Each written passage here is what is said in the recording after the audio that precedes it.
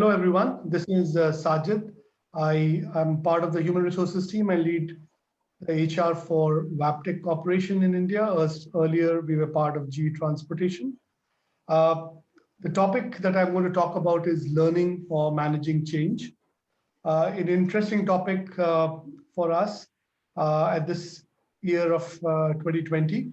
And something, let me start by talking about a saying that I read in my daughter's NCRT book about change. It talks about a saint said that the early part of his life, he wanted to change the world. In the next phase of his life, he wanted to change people around him. And then wisdom came in, and then he says that at the end, a part of my life when the numbers were few years to go, I actually would be happy if I changed myself.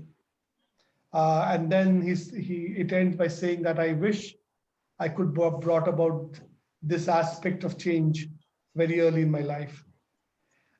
If we reflect this in at work, whether we work for an education organization or we work in a company or in any sector, uh, learning for managing change is something which is a very, very interesting topic.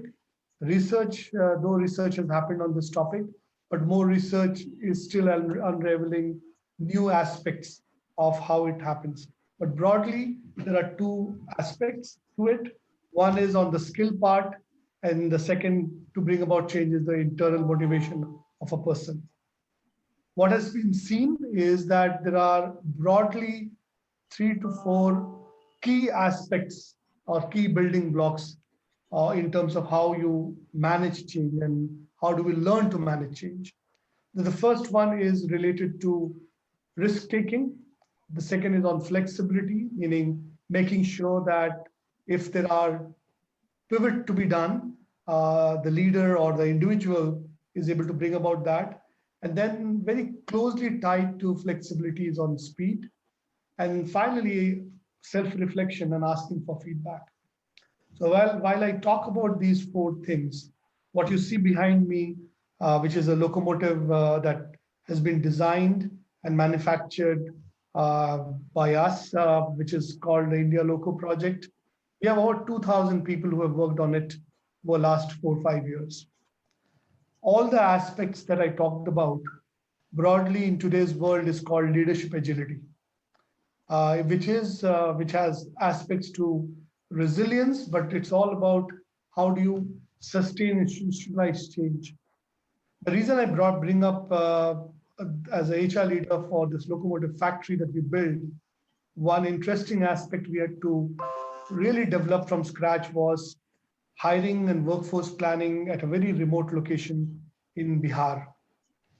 We decided and we were courageous enough to hire 200 people from almost 17 colleges, engineering colleges, and they didn't have very strong exposure to a manufacturing setup, leave aside building a complex product like locomotive.